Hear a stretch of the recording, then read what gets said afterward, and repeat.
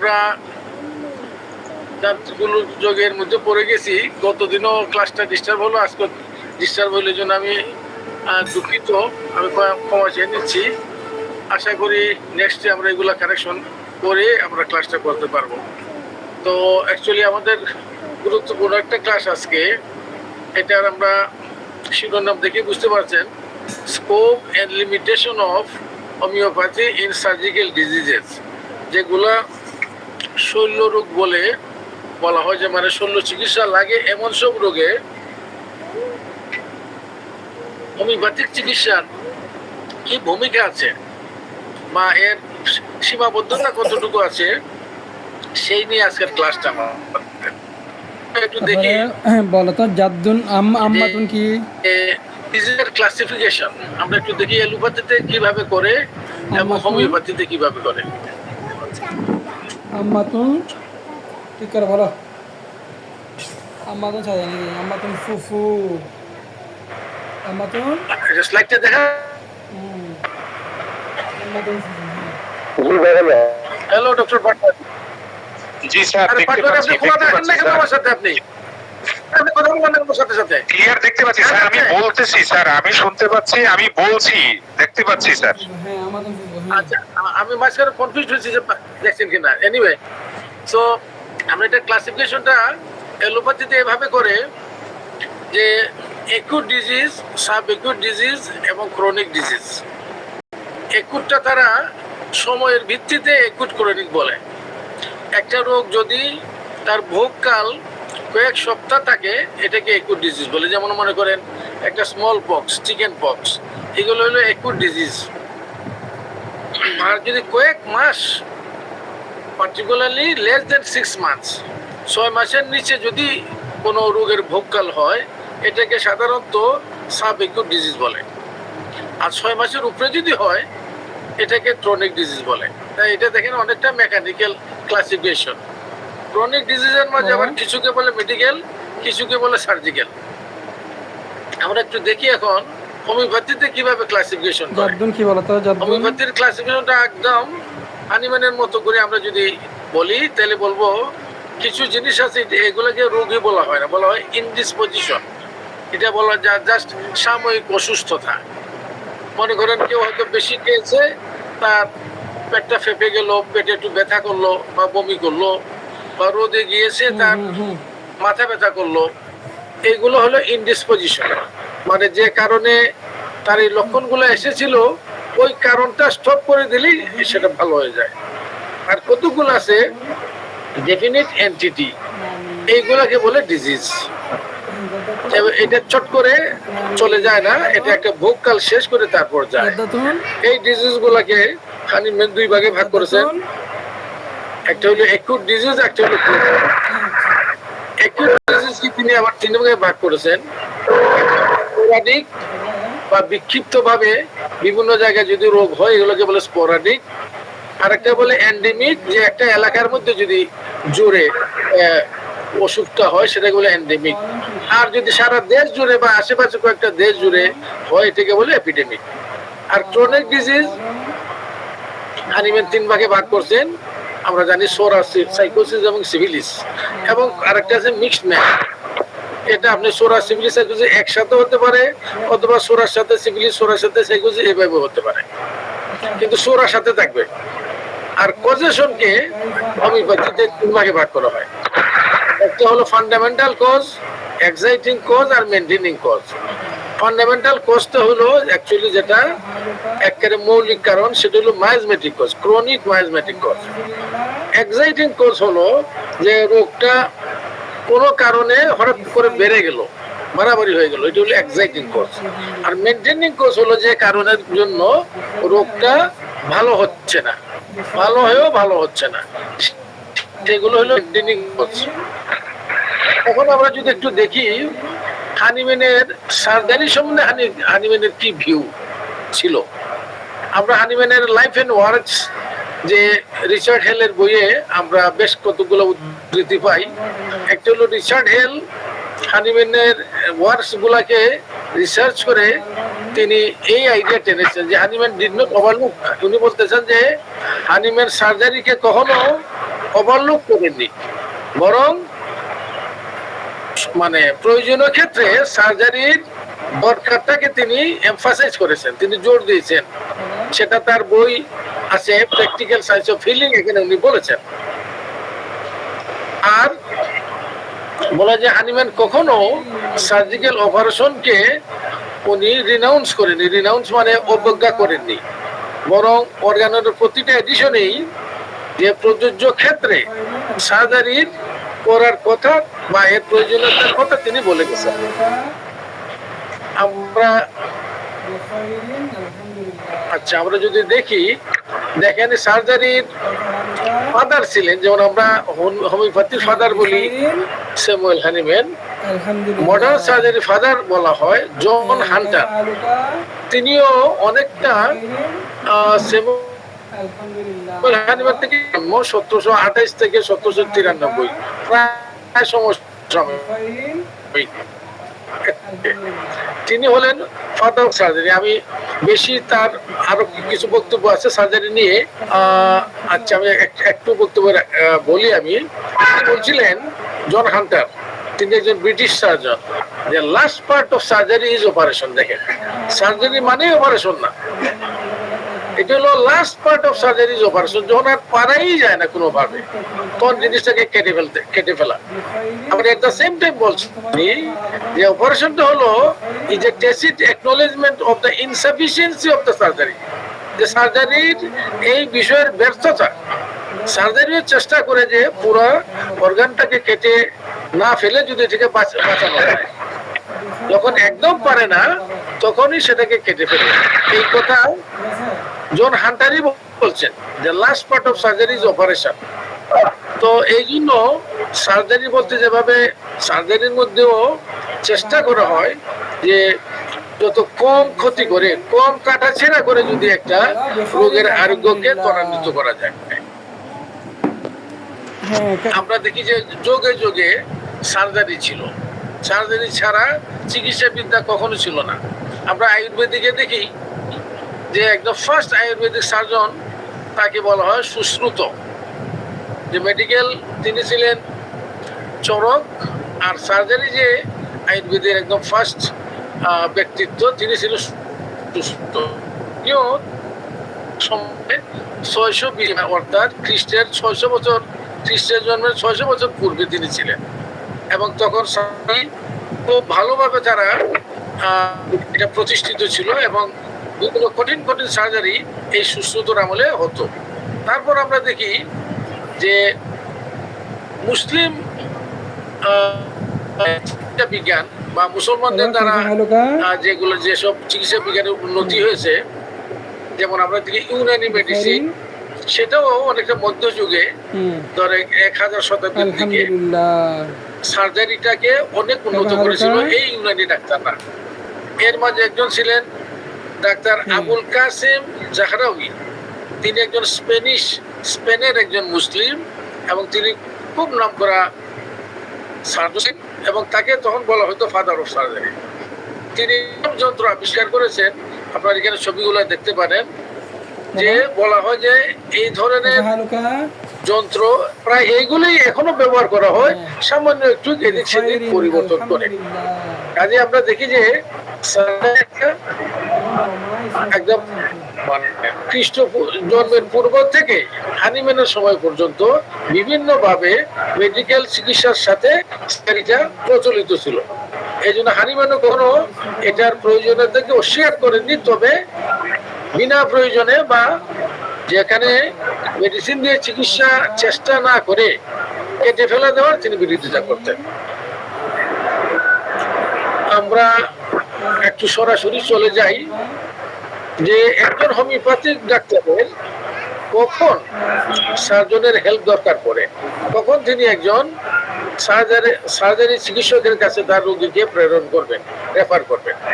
একটা হলো যে বিভিন্ন এবং ইমার্জেন্সিতে, মনে করেন কোনো লোকের ফ্র্যাকচার হয়ে গেল, ফ্র্যাকচার হয়ে গেল, তার হয়তো ধরেন হিউমারাস ফ্র্যাকচার হয়ে গেল, এবং ফ্র্যাকচারের রোগীকে আপনি তাকে বিশেষ পদ্ধতিতে হাড়ের ভাঙ্গা হাড়ের দুইটা অংশকে কাছাকাছি এনে প্লাস্টার দিয়ে চিকিৎসা করতে হয়। এখানে মেডিসিনের প্রয়োজন আসে পরবর্তী যে তাকে সার্জিক্যাল সার্জারি, এই সময় হোমিওপ্যাথি তিনি নিজেই না করে বরং একজন অর্থোপেডিক সার্জনের কাছে এটাকে পাঠান।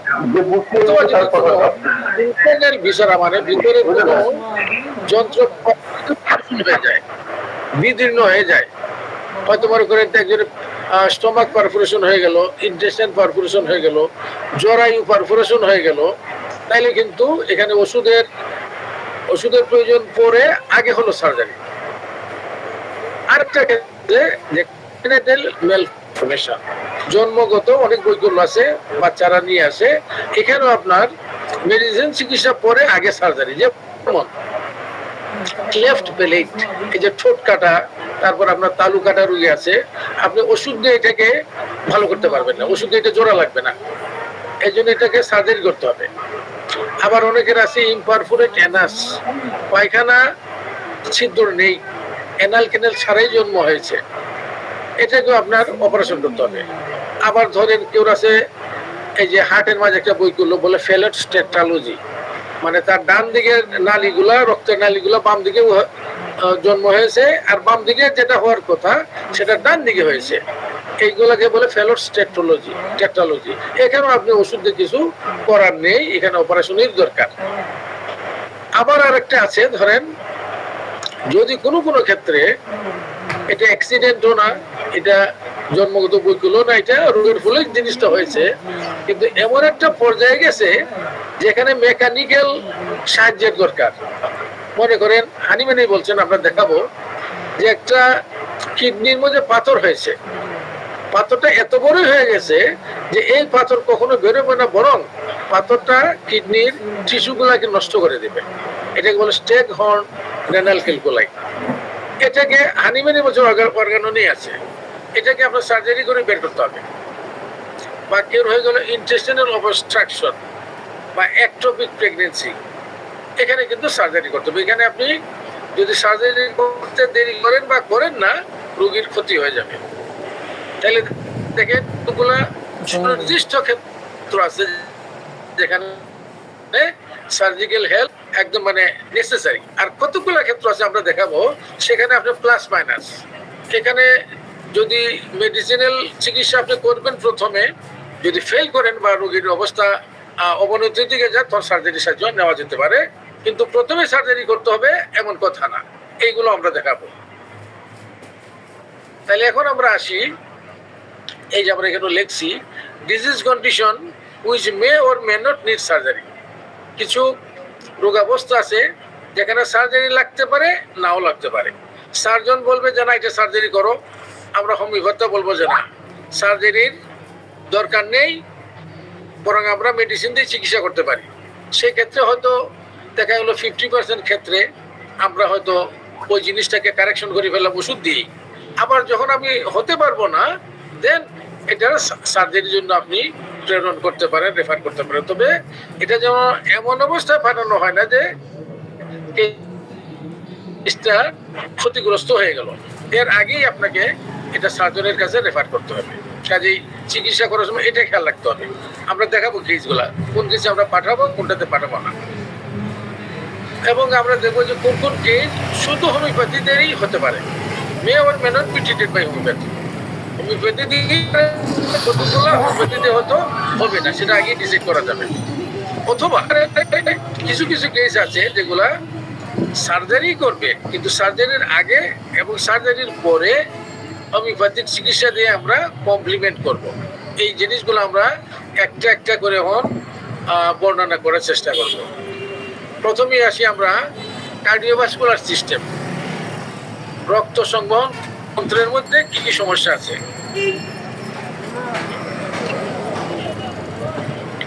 আমরা প্রথমে দেখি একটা ধরনের করোনারি থ্রম্বোসিস, এই যে আজকাল বলে এখানে হার্টের ধমনীগুলা ব্লক হয়ে গেছে, ব্লক 100% ব্লক, 80% ব্লক। এই যে ব্লক যে হয়, এই ব্লকের কিছু আপনি কি করবেন।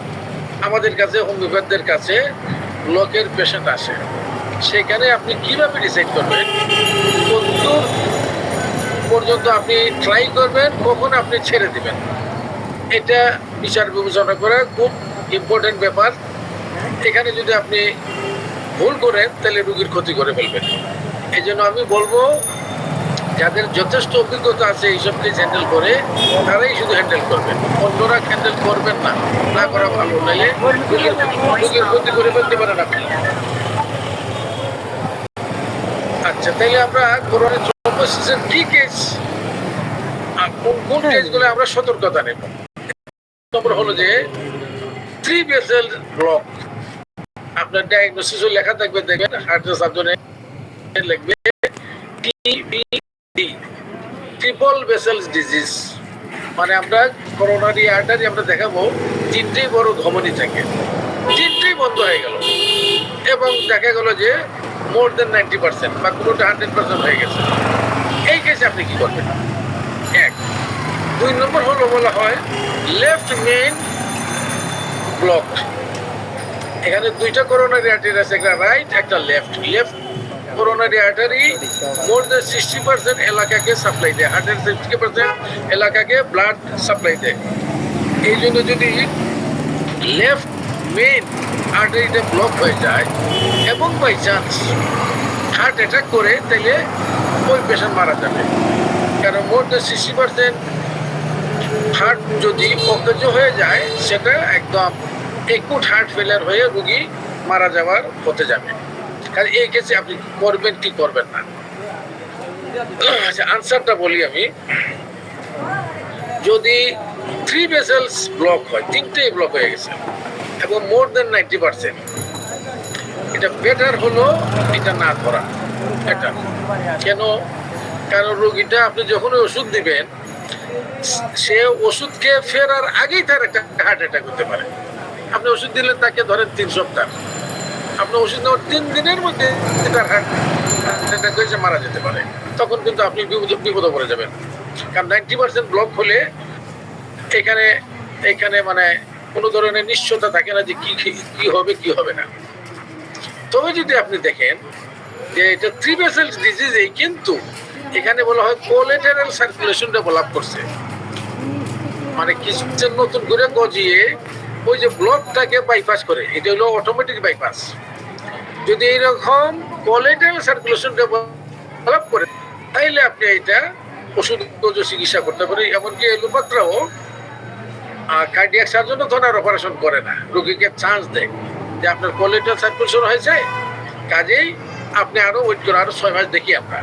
তাহলে দেখেন এটা আপনাকে বুঝতে হবে 3 vessel disease with collateral circulation, এখানে আপনার চিকিৎসার সুযোগ আছে, আপনি করতে পারবেন।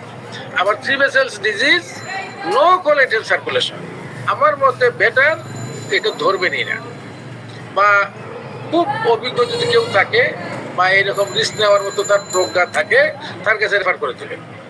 আর নাহলে আপনি বিপদে পড়তে পারেন। 2 নম্বর হলো লেফট মেইন ব্লক হয়ে গেছে। এখানেও একই কথা, লেফট মেইন যদি 100% ব্লক হয়ে দিলে ধরবেনই না, কারণ এটা একদম সার্জারি করবেন, খুব তাড়াতাড়ি সার্জারি করবেন। আবারও একই কথা, যদি লেফট মেইনটাও ব্লক হয়েছে কিন্তু ফুল না, 60% বা হয়তো ধরেন 70%, এখানে বরং একটু রিস্ক নিতেও পারেন আপনি। কিন্তু যদি মোর দেন 90% হয় লেফট মেইন ব্লক, বেটার হলো আপনি ধরবেন না। এই জিনিস মনে রাখবেন, নতুবা কিন্তু হঠাৎ করে বিপদে পড়ে যেতে পারে এই কথাগুলো ফলো না করেন। আচ্ছা, আর এলোপ্যাথিক ডাক্তাররা কি করে? এই যে আমরা তাদেরকে ছেড়ে দেব, তারা একটা হলো তারা দেখবে এটাকে বলে PCI, মানে ওই যে রিং পরানো।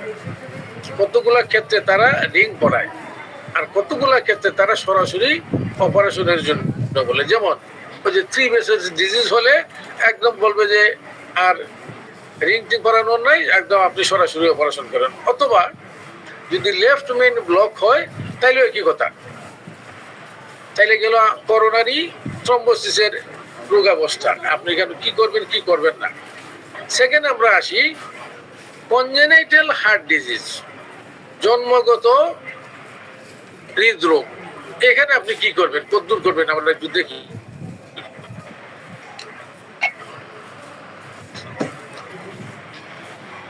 এখানে আমরা বলি যে কতগুলা রোগাবস্থার নাম, একটাকে বলি এএসডি, এট্রিয়াল সেপ্টাল ডিফেক্ট। আমরা ছবি দেখাবো পরের পৃষ্ঠায়, দেখি আছে কিনা। আচ্ছা, দেখাবো আমরা। আর একটা হলো ভেন্ট্রিকুলার সেপ্টাল ডিফেক্ট, ভিএসডি। আর একটা হলো পিডিএ, পেটেন্ট ডাক্টাস আর্টারিওসাস। আর একটা হলো ফেলোডস টেট্রালজি।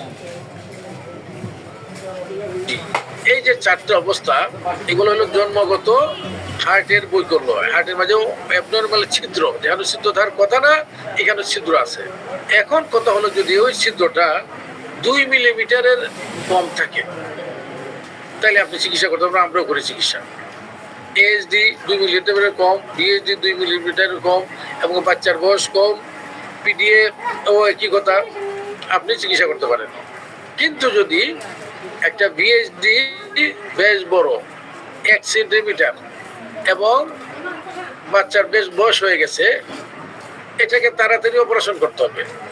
আচ্ছা, কেন অপারেশন তাড়াতাড়ি করতে হবে?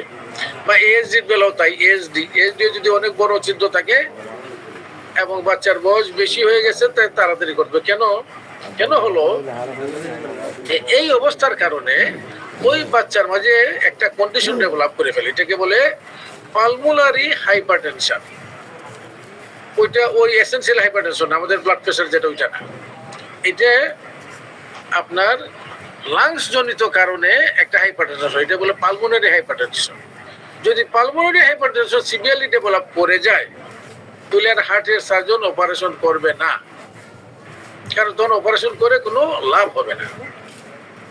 এই জন্য আপনি একটা এএসডি বিএসডির বাচ্চাকে ততক্ষণই রাখবেন যদি আপনি চিকিৎসা করেন, যদি আপনার এই প্রজ্ঞা থাকে, যেন তার পালমোনারি হাইপারটেনশন ডেভেলপ না করে।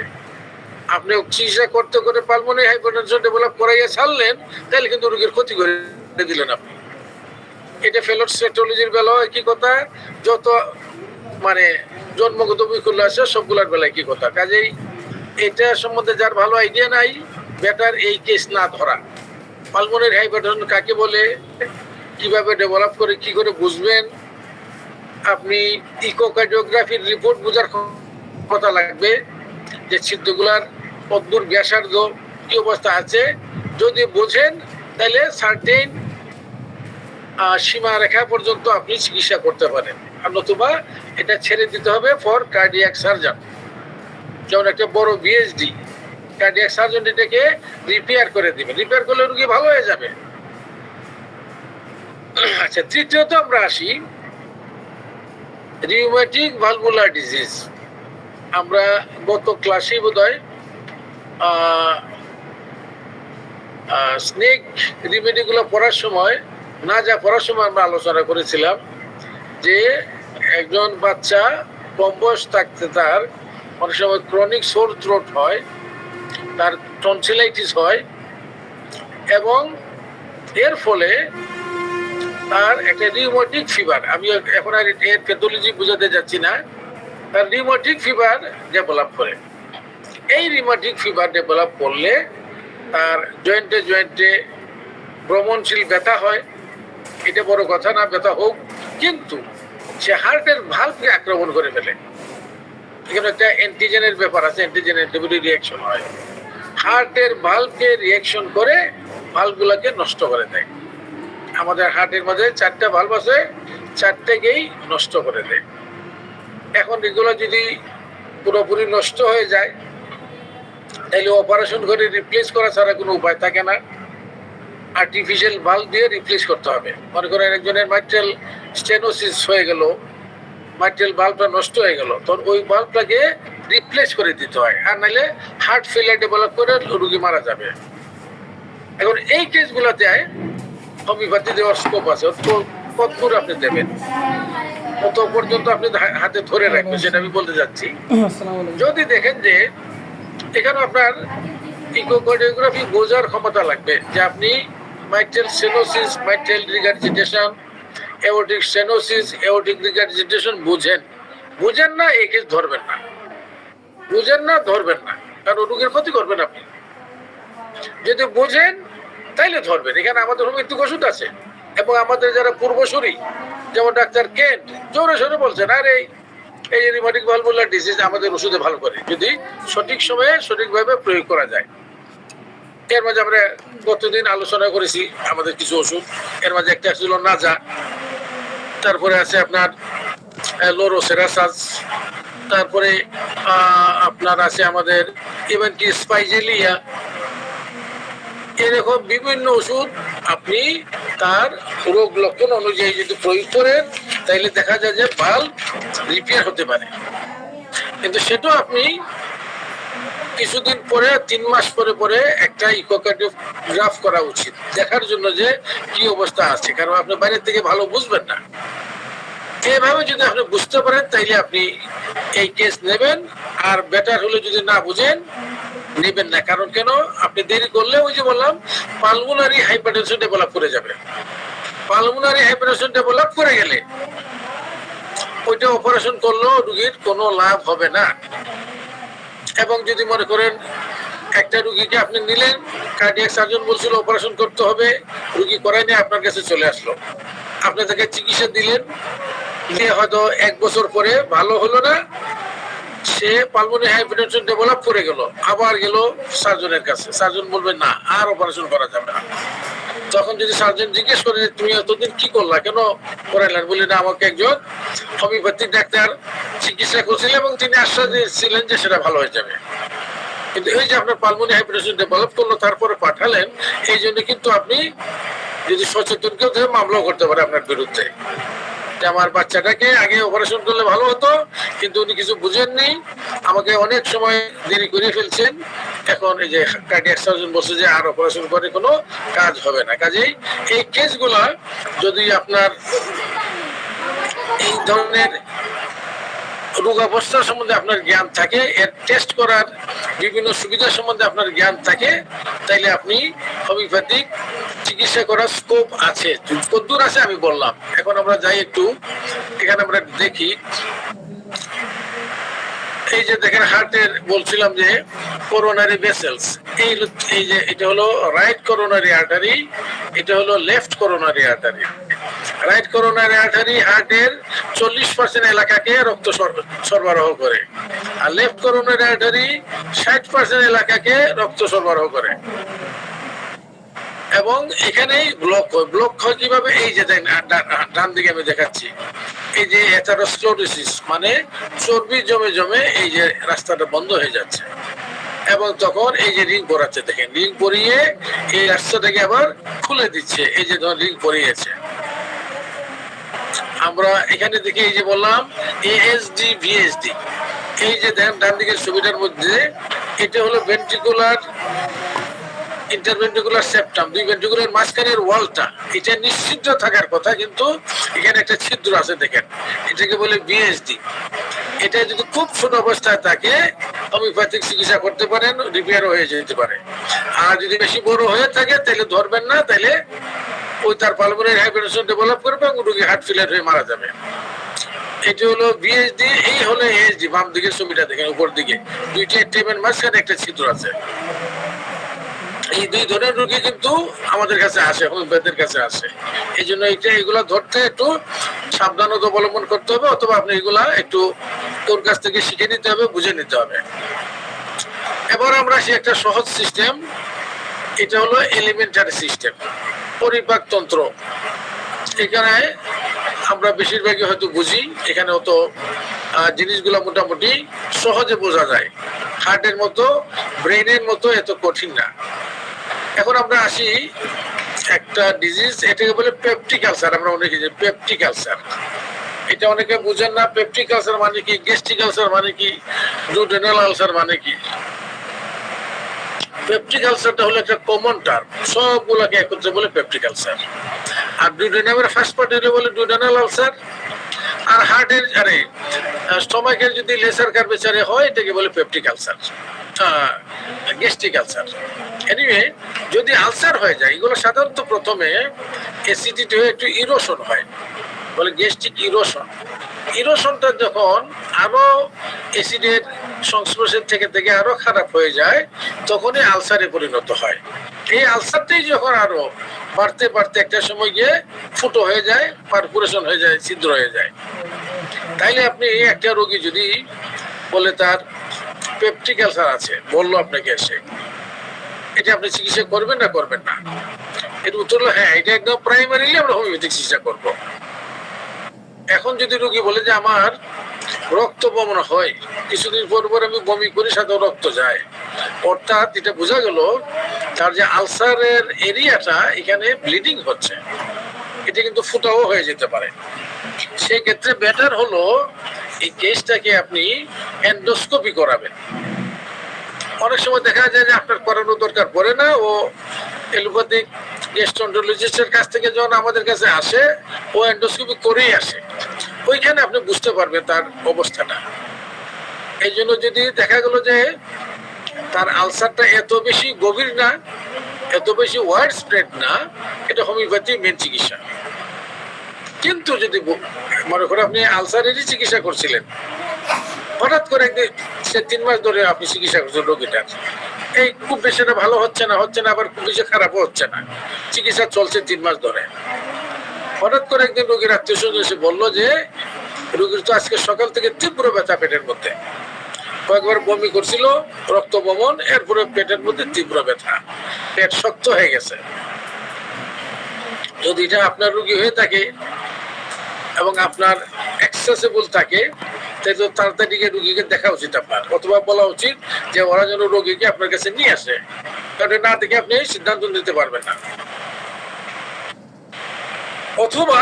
অথবা বেটার হলো যদি আপনি অ্যাক্সেসিবল না থাকে, দূরের রোগী আরেকটা শহর থেকে হয়তো আসছিল, আপনি বলবেন যে তাড়াতাড়ি হাসপাতালে ইমার্জেন্সিতে নিয়ে যাও। কেন?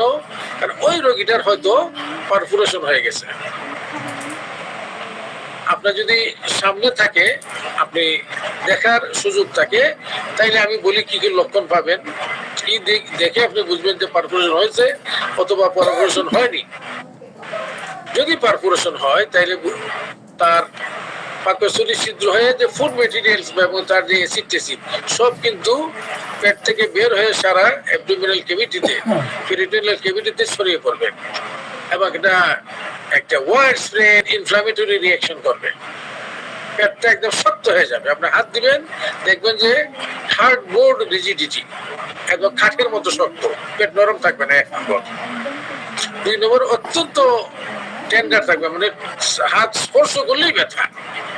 3 নম্বর, আপনি যদি স্টেথোস্কোপ লাগান দেখবেন তার কোনো বাউল সাউন্ড পাবেন না আপনি। বাউল সাউন্ড, এই যে ইন্টেস্টাইন যে নড়াচড়া করে, এর একটা সাউন্ড পাওয়া যায়, দেখবেন সাইলেন্ট ইন্টেস্টাইন, সাইলেন্ট অ্যাবডোমেন, এবং তার জ্বরে ভুগবে এবং সে আলটিমেটলি দেখবে শকের অবস্থা, সেপটিক শকের দিকে যাবে। দেখলেই বোঝা যায়, অভিজ্ঞ সে দেখলেই বোঝা যায়। যে অভিজ্ঞ না, এটলিস্ট এই কথাগুলো মনে রাখবেন, পেটটা একদম হার্ডবোর্ড রিজিডিটি, অত্যন্ত শক্ত, হাতে যাওয়া যাবে না এত ব্যথা, এবং স্টেথোস্কোপ লাগালে কোনো সাউন্ড থাকবে না, একদম সাইলেন্ট অ্যাবডোমেন। এটার মানে পারফোরেশন হয়ে গেছে।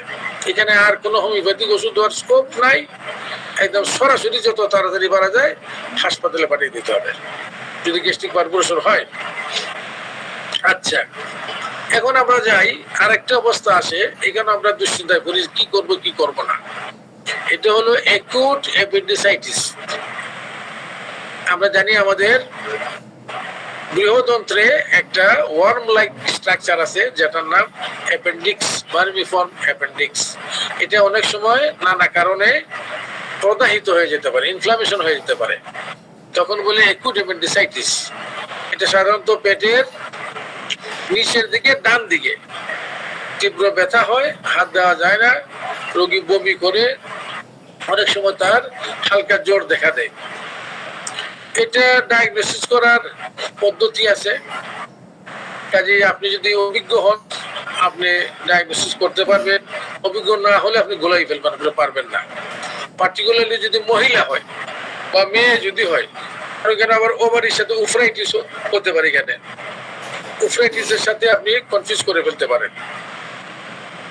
তো এটার সাইন হলো যে ওই জায়গায় ব্যথা থাকবে এবং কতগুলো সাইন আছে এখানে বলে ম্যাকমার্নিস পয়েন্ট টেন্ডার থাকবে, রবসিং সাইন থাকবে। বেস্ট হলো আজকাল যেটা সহজ হয়ে গেছে, আপনি আলট্রাসোনোগ্রাফির জন্য পাঠিয়ে দিবেন। আলট্রাসোনোগ্রাফি করলেও এটা অ্যাপেন্ডিসাইটিস ডায়াগনোসিস করতে পারে। সবাই পারে না ক্লিয়ার কাট, কিন্তু অনেকেই পারে। যদি দেখেন অ্যাপেন্ডিসাইটিস ডায়াগনোসিস হয়েছে এবং তীব্র ব্যথা, অনেক জ্বর, বেটার হলো এবং যদি বিশেষ করে বয়স্ক পেশেন্ট যদি হয়, বয়স্ক মনে করেন 50 বছরের, তাইলে বলা হয় যে এটা বেটার না ধরা। কারণ যদি বয়স্ক লোকের অ্যাপেন্ডিক্স পারফোরেশন হয়, বার্স্ট হয়, তাইলে খুব তাড়াতাড়ি এই যে পেরিটোনিটিস ডেভেলপ করে রোগী শকে চলে যায়। আর কম বয়সী যদি ইয়াং হয় তাহলে অত তাড়াতাড়ি হয় না। এখন যদি মনে করেন অনেক সময় ডায়াগনোসিসটা কনফিউশনে থাকে, acute appendicitis clear cut diagnosis হয় না, মনে হচ্ছে। এখানে যদি এলোপ্যাথিক ডাক্তার হন, সার্জন হন, তিনি বলবেন যে না, অপারেশন করে দেখাই ভালো। আমি পেট কেটে যদি দেখি অ্যাপেন্ডিক্স এইরকম খারাপ অবস্থা আছে তো ফেলিয়ে দিব, আর যদি উনি দেখে ভালো আছে তবুও ফেলে দিবেন, কারণ এটাকে রাখবেন না। আবার অনেকে হয়তো বলবে যে না, আমি একটু কনজারভেটিভ চিকিৎসা দিই, তাকে অ্যান্টিবায়োটিক দিবে। অনেক সময় দেখা যায় অ্যান্টিবায়োটিক কিছুদিন দেওয়ার পরে এটা ভালো হয়ে গেছে, কিন্তু বলা হয় যে এটা ভালো হয়ে, কিন্তু ভালো হয়নি, ওইটা ক্রনিক অবস্থায় চলে যাবে, আবার হবে, যে কোনো সময় বার্স্ট হয়ে যেতে পারে। তো এখানে আপনি হোমিওপ্যাথিক ডাক্তার হিসাবে আমি মনে করি, যদি আপনি গ্রামাঞ্চলে থাকেন, মফস্বলে থাকেন, যেখানে সার্জন এবং হাসপাতাল অপারেশন এত ইজিলি অ্যাভেলেবল নয়, এবং পেশেন্টের গার্জেনের মনোভাবও একটা ইম্পর্টেন্ট ব্যাপার, মানে কর্তব্যের মাঝে আছে, যে গার্জেন চাচ্ছে যে আমি ওখানে অপারেশনে যাব না, আপনি চিকিৎসা করেন। আবার যদি উল্টা গার্জেনই কনফিউজড, যে ডাক্তার সাহেব আপনি বলেন, আপনি বললে থাকবো না, এলে থাকবো না, এইরকম কন্ডিশনে বেটার হলো ছেড়ে দেওয়া। কারণ যদি বাই চান্স অ্যাপেন্ডিক্সটা বার্স্ট হয়ে যায়, বার্স্ট অ্যাপেন্ডিক্স, তাহলে কিন্তু রোগীর অবস্থা হঠাৎ করে খারাপ হয়ে যাবে এবং পেরিটোনিটিস ডেভেলপ করে সেপসিস হয়ে মারা যেতে পারে। কাজে আপনি ওকে বিচার করতে, আপনি রিস্ক নেবেন না, রিস্ক নেবেন না। আমার মতে যে যদি ক্লিয়ার কাট না থাকে, হালকা অ্যাপেন্ডিক্সের লক্ষণ, জ্বর নেই, রোগীর জেনারেল কন্ডিশন ভালো, এখানে আপনি হোমিওপ্যাথিক ওষুধ দিতে পারেন এবং দেখা গেল যে তাড়াতাড়ি রেসপন্ড করবে যদি সঠিক ওষুধ পরের দিনে দেখা গেল তার পায়খানা হচ্ছে, তার ব্যথা অনেকটা কমে গেছে, জ্বর ভাব নেই, তো ফাইন। আর যদি কনফিউজিং কেস হয়, যে ব্যথাটা খুব তীব্র, জ্বর ভাব আছে, হাত দেওয়াই যায় না এখানে, তাইলে বুঝতে হবে যে এটা খুব হেভিলি ইনফ্লেমড এবং যদি বাস্ট হয়ে যাওয়ার সম্ভাবনা থাকতে পারে, এবং বাস্ট হয়ে গেলে সমস্যা, বাস্ট না হলে কোনো সমস্যা নাই। কাজে এখানে আপনি ক্লিয়ার কাট কোনো ডিসিশন দেওয়া যাবে না, অবস্থা বুঝে ব্যবস্থা নিতে হবে। আচ্ছা, আমরা শেয়ার করে আরেকটা কন্ডিশন, ইন্টেস্টিনাল অবস্ট্রাকশন বা ইন্টারসাসেপশন। ছোট বাচ্চাদের হয় ইন্টারসাসেপশন, আর বড়দের হয় ইন্টেস্টিনাল অবস্ট্রাকশন। আবার বয়স্ক যারা আমাদের মতো বয়স 70-এর কাছাকাছি, এদের হয় ভলভুলাস, মানে ইন্টেস্টাইন পেস খেয়ে যায়, পেস খেয়ে বন্ধ হয়ে যায়। ইন্টারসাসেপশন হলো ইন্টেস্টাইন একটার ভিতরে আরেকটা ঢুকে যায়। এমন অবস্থা যদি হয়, ইউজুয়ালি আমাদের কাছে আসবে না, কিন্তু গ্রামাঞ্চল হলে আপনার কাছেই আসতে পারে। আমি এখন গ্রামে কিছুদিন যাই, অনেক রোগী আমাদের কাছে চলে আসে। সেক্ষেত্রে আপনি কনজারভেটিভ চিকিৎসা দিতে পারেন, কারণ এটা এলোপ্যাথিক ডাক্তার ছট করে অপারেশনে যায় না। প্রথমে কিছুটা তারা নাথিং বাই মাউথ, মুখে কিছু দেয় না, স্যালাইন দিয়ে রাখে, না খাইয়ে, এবং তার হয়তো কখনো কিছুটা সাপোজিটরি দিয়ে পায়খানা করানোর চেষ্টা করে, অনেক সময় দেখা যায় যে এটা ক্লিয়ার হয়ে গেছে। তার আগে বায়ু বন্ধ ছিল, তার ফ্ল্যাটাস বের হতো না, ফ্ল্যাটাস যায়, ইন্টেস্টাইনাল সাউন্ডও পাওয়া যায়, ব্যথা কমে গেছে, ব্যাস। কিন্তু এই কেস যদি দেখা যায় যে রিলিভ হচ্ছে না আপনার ওষুধ দেওয়ার পরে, আপনি হোমিওপ্যাথিক ওষুধ দিলেন, কিন্তু সব তার ব্যথা আরো বাড়ছে, বমির পরিমাণ বাড়ছে, তাইলে এই কেসকে রেফার করে দেওয়া উচিত। কাজে ইন্টারাপশন যদি মাইল্ড হয় আপনি কনজারভেটিভ অ্যাপ্রোচ নিতে পারেন, যদি সিভিয়ার মনে হয় তাহলে এটাকে পাঠিয়ে দিতে হবে। কাজে এখানেও আপনার এই অভিজ্ঞতা এবং আপনার জ্ঞান এই দুইটার দিয়ে ব্যালেন্স করতে হবে আপনি কি করবেন। এটা আচ্ছা, এটা হলো আমাদের এলিমেন্টারি সিস্টেম। এখানে এখন আমরা কেস দেখবো। আচ্ছা, এটা দেখাই আমি। এই যে বলছিলাম গ্যাস্ট্রিক পারফোরেশন, এই যে এই জায়গাটায় পারফোরেশন, এই যেখানে তার এন্ট্রামের মধ্যে পারফোরেশন হচ্ছে। এই আমাদের অ্যাপেন্ডিক্স, এই যে পারফোরেশন অ্যাপেন্ডিক্স, এটাই ইনফ্লেমড হয়ে বেলুনের মতো ফুলে বার্স্ট হয়ে যায়। আমরা এর মধ্যে এলিমেন্টারি সিস্টেমে আরো কিছু কেস আছে যেটা আমাদের কাছে আসে প্রায়। এর মাঝে খুব কমন হলো বিলিয়ারি ক্যালকুলাই, গল ব্লাডারের স্টোন। এটা কিন্তু প্রায়ই আমাদের কাছে আসে এবং সব হোমিওপ্যাথি ডাক্তারের অভিজ্ঞতা আছে এগুলো চিকিৎসা করার। এটা আপনি কি করবেন? অনেক সময় আছে বিলিয়ারি ক্যালকুলাই, গল ব্লাডারের স্টোন, আবার কখনো আছে গল ব্লাডারের পলিপ, আবার কখনো আছে যে স্টোন হয় নাই কিন্তু বালি হয়ে আছে, স্লাস বলে, বিলিয়ারি স্লাস দিয়ে গুড়া গুড়া রেণু জমছে, কোনো স্টোন হয় নাই, এই অবস্থা আছে আমাদের কাছে। এখানেও আপনাকে এর চিকিৎসা প্রাইমারিলি হোমিওপ্যাথিক। কারণ এই পাথরটা কি হবে, আপনি যদি প্রপার চিকিৎসা দেন, মনে করেন যে তার যে বাইল, যে পিত্ত জিনিসটা, পিত্তর মধ্যে বাইল সলটা দ্রবীভূত অবস্থা থাকে নরমালি। এখানে তার সিস্টেমের মাঝে কোনো বৈকল্যের কারণে ওই সলটা আর দ্রবীভূত থাকে না, ওইটা ক্রিস্টালাইজ হয়ে পাথরে রূপান্তরিত হয়ে যায়।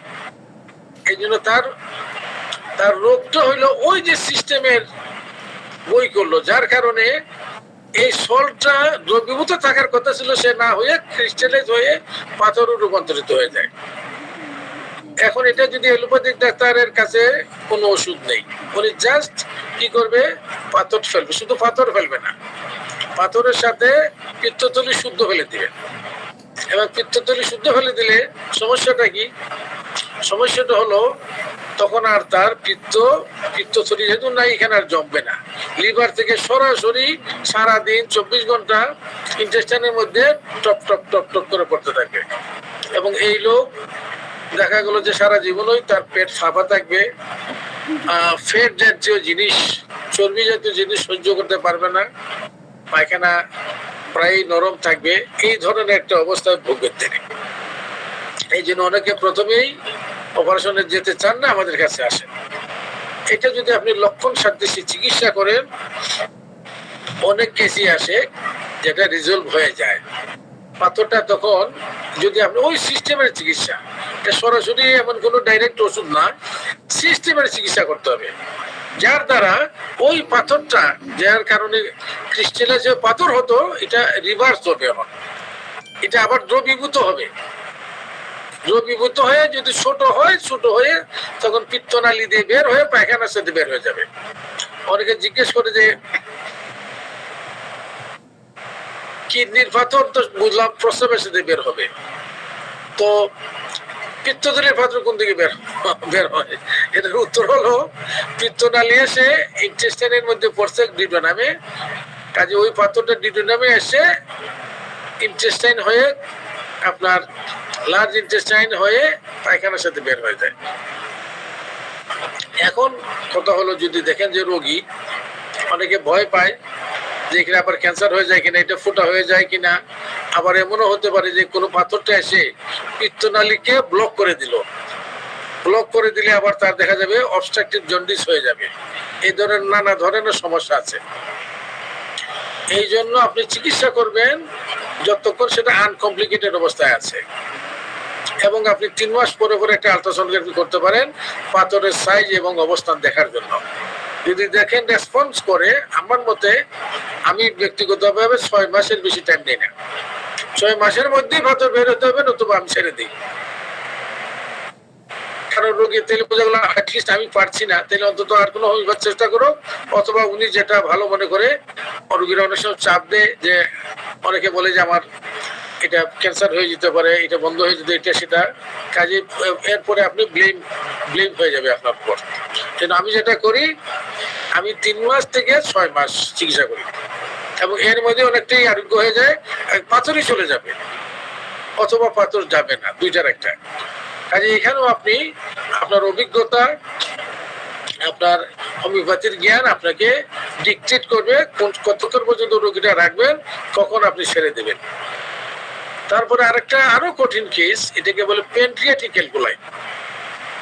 পিত্তনালীর মধ্যে যেমন, পিত্তথলির মধ্যে যেমন পাথর জন্মে, ওইখানে প্যানক্রিয়াটিক, এই যে আমি দেখাচ্ছি ছবিটা, এই যে দেখেন, এটা হলো লিভার থেকে এই যে পিত্ত তৈরি হয়ে হেপাটিক ডাক্ট হয়ে এই যে পিত্তনালী, পিত্তথলিতে এসে জমে, পিত্তথলিতে জমে এখানেই পিত্তের সল্ট গুলা পাথরে রূপান্তরিত হয়ে যায়। আর আপনি যদি ভালো চিকিৎসা করেন, এই পাথরটা ছোট হয়ে হয়ে এই দিকে এসে এই ইনজেকশনে দিয়ে পায়খানার সাথে বের হয়ে যায়। আর এটা হলো প্যানক্রিয়াস, এই যে জিহ্বার মতো একটা জিনিস, দুইটা নামের মধ্যে বসে আছে, দুইটা নাম জোরে। এখানেও দেখেন এই যে নালীটা, এটাকে বলে প্যানক্রিয়াটিক ডাক্ট, এর মধ্যে পাথর হয় এবং এখানে পাথর হলে এখানে ইনফ্লামেশন হয়ে একুট প্যানক্রিয়াটাইটিস হয়ে যেতে পারে। খুব ব্যথাযুক্ত একটা কেস। একুট প্যানক্রিয়াটাইটিস হয়ে এর মধ্যে প্যানক্রিয়াটিক সেউডোসিস্ট বলে সিস্টে পরিণত হয়ে যেতে পারে এবং আলটিমেটলি এটা ক্রনিক প্যানক্রিয়াটাইটিসে রূপান্তরিত হতে পারে। এর অপারেশনটা পিত্তথলির অপারেশন মতো না। পিত্তথলির অপারেশন খুব সহজ, এই জন্য খুব সহজে অনেকে করায়। কিন্তু প্যানক্রিয়াসের এখানে যদি পাথর হয়, এর অপারেশন অত্যন্ত কঠিন এবং রোগীর অনেক সময় দেখা যায় ভালো করতে গিয়ে ক্ষতির সৃষ্টি হয়ে যায়। এই জন্য অনেক রোগী আমাদের কাছে আসে, দেখা গেল যে ডাক্তার বলছে অপারেশন লাগবে, কিন্তু ডাক্তারই বলছে যে কিছু রিস্ক আছে। এরও আপনি সরাসরি কোনো চিকিৎসা না, ওই লক্ষণ সাদৃশ্যে আপনি যদি চিকিৎসা করেন, তাহলে এই পাথরটা ওই পিত্তথলির পাথরের নেই, ছোট হয়ে হয়ে এটা আরো কাছে এই ইনটেস্টাইন হয়ে পায়খানার রাস্তাতে বের হয়ে যেতে পারে। কিন্তু এটাও আমার মতে আপনি বেশি দিন ঝুলিয়ে রাখতে পারবেন না। আপনি বছর ধরে চিকিৎসা করলেন, পাথর যাচ্ছেই না, তাইলে কিন্তু এখানে তার প্রদাহিত হয়ে ইনফ্লেমড হয়ে প্যানক্রিয়াটাইটিস হয়ে একদম প্যানক্রিয়াটিস সেউডোসিস্ট হয়ে অবস্থা খারাপ হয়ে যেতে পারে। এই জন্য এখানেও আমি ব্যক্তিগত ভেবে যে সময় নেই, 6 মাসের বেশি আমি রাখি না। 6 মাসের মধ্যেই ভালো হইলে আমি আমার রিস্কের মধ্যে রাখি, এরপরে হইলে আমি রাখতে চাই না। এটা এখানেও আপনার প্রজ্ঞা এবং অভিজ্ঞতা আপনাকে ডিকটেট করবে কতক্ষণ রাখবেন, কখন আপনি ছেড়ে দেবেন। তারপরে আসি আমরা অহরহ যে কেসগুলো আমাদের কাছে আসে, হেমোরয়েডস বা পাইলস যেটাকে বলে। তারপরে আছে অ্যানোরেক্টাল ফিস্টুলা, সম্ভবত বগন্দর বলে ফিস্টুলা। তারপরে অ্যানাল ফিশার, পায়খানা রাস্তাটা ফাটা, কেটে যায়। তারপরে আছে রেকটাল প্রলাপস, পায়খানার রাস্তা বের হয়ে যায়। তারপরে আছে রেকটাল পলিপ, পায়খানা রাস্তার মধ্যে, রেকটামের মধ্যে, মলাশয়ের মধ্যে পলিপ হয়। তাহলে দেখেন পায়খানা রাস্তার মধ্যে 1 2 3 4 5 6টা অবস্থা আছে। অনেকে পায়খানা রাস্তা দিয়ে রক্ত গেলেই বলে পাইলস। তাহলে দেখেন এখানে শুধু পাইলস না, এখানে পাইলস হতে পারে, ফিস্টুলা হতে পারে, অ্যানাল ফিশার হতে পারে, রেকটাল প্রলাপস হতে পারে, রেকটাল পলিপ হতে পারে, রেকটাল ক্যান্সার হতে পারে। এই 6টা অবস্থা হতে পারে। 6টার মধ্যে দেখা যাবে যে রক্ত যায় অথবা ব্যথা করে। এই জন্য যেটা বেশি জরুরি, পায়খানার রাস্তা পরীক্ষা করা শেখা। যেটা আমাদের হোমিওপ্যাথিক চিকিৎসকদেরকে কি ডিএইচএমএস কি বিএইচএমএস ও করানো হয় না, আমি যতদূর জানি। এদেরকে ওই প্রক্টোস্কোপি বা অ্যাটলিস্ট পায়খানা রাস্তাটার এক্সটার্নাল এক্সামিনেশন করা এবং তাকে দেখানো যে এই হচ্ছে, এইটা হলো পাইলস, এটা হলো হেমোরয়েডস, এটা হচ্ছে ফিস্টুলা। ফিস্টুলার মুখটা দেখানো উচিত, তার নালিটা দেখানো উচিত। এটা হলো ফিশার, এই যে ফাটা, এটা হলো রেকটাল প্রলাপস, এটা হলো রেকটাল পলিপ, এই ভিতর থেকে এটা পলিপ বের হয়ে আসতেছে, এটা হলো ক্যান্সার। এটা যদি আপনি প্র্যাকটিক্যালি না দেখেন, এমনি এমনি শুধু সফটওয়্যারে আপনি পাইলস বলবেন এবং চিকিৎসাটা ভালো হবে না আপনার। কারণ দেখেন, যদি আপনার রোগের কন্ডিশনটা বুঝতে পারেন, যেটা একটা ফিশার, এটা হলো রেকটাল পলিপ, এটা হলো হেমোরয়েডস বা এটা ফিস্টুলা, আপনাকে কিন্তু অনেক গাইডিং পয়েন্ট দেবে মেডিসিন সিলেকশনে। কারণ ফিস্টুলার জন্য কিছু মেডিসিন আসবে যেটা আমরা খুব, হেমোরয়েডস খুব বেশি একটা আসে না। আবার ফিশারের মধ্যে হয়তো কিছু ওষুধ আসবে, দেখবেন যে ফিস্টুলার দিকে এটা বেশি যায় না। আবার যদি সেটা রেকটাল প্রলাপস হয়, সেখানে কিছু মেডিসিন আসবে যেটা ইউজুয়ালি আপনি ওই ফিস্টুলার মধ্যে যাবে না ইউজুয়ালি। এই জন্য যদি আপনি অবস্থাটাকে ডায়াগনোস করতে পারেন, যেটা হলো ফিস্টুলা, এটা হলো ফিশার, এটা হলো প্রলাপস বা এটা হেমোরয়েডস, তাহলে কিন্তু আপনার চিকিৎসায় আপনাকে অনেক হেল্প করবে, মেডিসিন সিলেকশনে আপনাকে হেল্প করবে। এটা এটা আমি জানি না, যারা জানে না তাদেরকে কেমনে শেখানো। এটা যদি ব্যক্তিগতভাবে কেউ আমাদের চেম্বারে আসেন, হয়তো রোগীকে বুঝিয়ে আমরা দেখাতে পারি। আদারওয়াইজ এটা তো প্র্যাকটিক্যাল ছাড়া এটা বোঝানো যাবে না। আচ্ছা দেখি, যদি তবু আমরা শুধু অ্যানাল ডিজিজেস বা অ্যানাল ডিজিজ কন্ডিশন নিয়ে একটা ক্লাস নেই, অ্যাটলিস্ট কিছু থিওরিটিক্যালি এবং ছবি টবি দিয়ে, ভিডিও দিয়ে কিছু বোঝানো যেতে পারে, ভবিষ্যতে এটা তোলা থাকলো। তো আমি যেটা বলতে চাই যে এই যে 6টা কন্ডিশন, 6টা কন্ডিশনেই কিন্তু আপনি হোমিওপ্যাথিক চিকিৎসা করতে পারেন এবং এগুলো আরোগ্যযোগ্য, এই মনে হচ্ছে আরোগ্যযোগ্য। সব তো হয়তো আমরা পারি না, কোনো কোনোটা ব্যর্থ হই, বেশিরভাগই খুব ভালো ভালো ওষুধ আছে এবং এর লক্ষণও খুব সুস্পষ্ট থাকে, সহজে মেডিসিন সিলেক্ট করা যায়। অ্যানোরেক্টাল ফিস্টুলা খুব সহজেই দেখা গেলো যে আপনার লক্ষণ সাদৃশ্য ওষুধগুলো আপনি সিলেক্ট করতে পারেন, ফিশারের অবস্থাও তাই, সবগুলোই। কাজে এটা হলো মোস্টলি কিউরেটিভ এবং হোমিওপ্যাথি হলো একটা প্রাইমারি চিকিৎসা। যদি সার্জারি করেন তাহলে এটা হলো আপনার ব্যর্থতা। ওকে, নেক্সট আমরা যাই হার্নিয়া। হার্নিয়ার ব্যাপারে একটা কথা আছে। হার্নিয়া ধরেন অনেক ধরনের আছে, একটা হলো ইনগুইনাল হার্নিয়া হয়, এটা একটু দেখালে বোঝা যাবে, আমরা দেখি এখানে ছবি আছে কিনা, আমরা দেখবো একটু পরে। হার্নিয়া, ইনগুইনাল হার্নিয়া হতে পারে, ফিমোরাল হার্নিয়া হতে পারে, আম্বিলিক্যাল প্যারাআম্বিলিক্যাল হার্নিয়া হতে পারে, বাচ্চাদের হয় সাধারণত। ইনসিশনাল হার্নিয়া, যে হয়তো সিজারিয়ান সেকশন অপারেশন করছিল, সিজারিয়ান ওই এর যে কাটা জায়গার মধ্যে আপনার দেখা গেল যে হার্নিয়া হয়ে গেছে, এটা বলে ইনসিশনাল হার্নিয়া। তাইলে এই সবগুলোই কিন্তু প্রাইমারিলি আপনি হোমিওপ্যাথিক চিকিৎসা দিতে পারবেন। ইনগুইনাল হার্নিয়া যদি বিশেষ করে বাচ্চাদের হয় এবং যদি সেটা ইনকমপ্লিট হয়, হার্নিয়া দুই ধরনের, একটা হলো কমপ্লিট হার্নিয়া, একটা হলো ইনকমপ্লিট হার্নিয়া। কমপ্লিট মানে এটা একদম রেকটামের ওয়ালে চলে গেছে, রেকটামের থলির মধ্যে চলে গেছে। আর একটা হলো যে না, শুধু ইনগুইনাল ক্যানেল এখনো আছে, এটা বলে ইনকমপ্লিট। তাহলে যদি হার্নিয়াটা ইনকমপ্লিট হয় এবং চাইল্ডদের হয়, বাচ্চাদের হয়, এর আরোগ্যের হার বেশি। আর এটা যদি কমপ্লিট হয় এবং বয়স্কদের হয়, এর আরোগ্য ন্যূনতম আমার হিসাবে। আম্বিলিক্যাল হার্নিয়াও আরোগ্যযোগ্য, কিন্তু যদি বেশি বড় হয়ে যায় অনেক সময় মেকানিক্যাল হেল্প নেওয়া লাগে। আম্বিলিক্যাল হার্নিয়া সাধারণত বাচ্চাদের হয় এবং হোমিওপ্যাথিক ওষুধই ভালো হয়। কিন্তু যদি ইনসিশনাল হার্নিয়া হয়, ছোট হইলে এটাও আরোগ্যযোগ্য। দেখা গেল যে আপনি হয়তো ফর এক্সাম্পল আপনি একটা স্টেফিসিক রে দিলেন, যে অপারেশন করে কাটছিল, এখানকার টিস্যুগুলো উইক হয়ে গেছে এবং আপনার বের হয়ে গেছে, আপনি কনজেশন ধরে ইভেন স্টেফিসিক রে দেখা গেল যে কেসটা উঠে ফেলছে, এমনও হতে পারে। তো এখানেও হলো যে আপনি আপনার অভিজ্ঞতা আপনি ধরে রাখবেন না। অবশ্যই একটা হার্নিয়ার কেস আপনি কি 1 বছর বেশি ধরে রাখবেন? ধরে রাখা উচিত না। যদি 1 বছর কিছু করতে পারেন না, 6 মাসেই তার একটা পরিবর্তন বোঝা উচিত। তাইলে রাখবেন না, অথবা হয় আপনি রেফার করে দেবেন আর কেউ সিনিয়র কারোর কাছে, আর নতুবা রোগীর উপর ছেড়ে দিবেন, সে ডিসিশন নেবে। এখন বলি আমি স্যার, আমরা কয়েক সেকেন্ডের মধ্যে স্যার ডিসকানেক্টেড হয়ে যাব, আবার রিকানেক্ট হব। মানে ডিসকানেক্টেড হয়ে যাওয়ার সাথে সাথে সবাই একই লিঙ্কে আবার রিকানেক্ট হয়ে যাবে। আচ্ছা আচ্ছা আচ্ছা, ঠিক আছে ইনশাআল্লাহ। আচ্ছা আমি হার্নিয়াটা শেষ করে নিচ্ছি। এই হার্নিয়া সম্বন্ধে একটা বলি।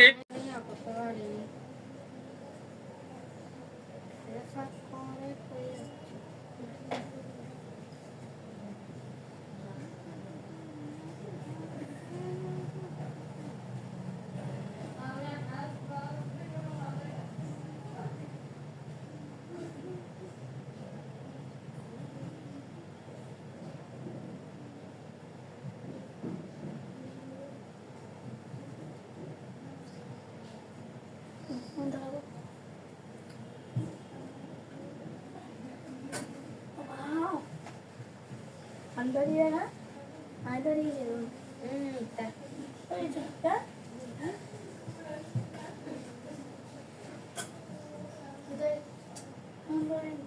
আমারটা ধরে দিল নি ধরে না এটা আমার তখন ধরেছিল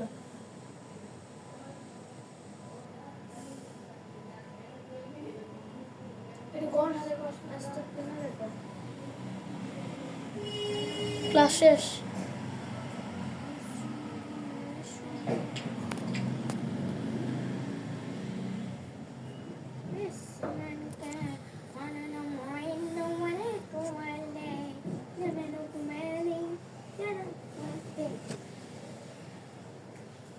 Apa kelasnya? Baik, stop kan kelasnya.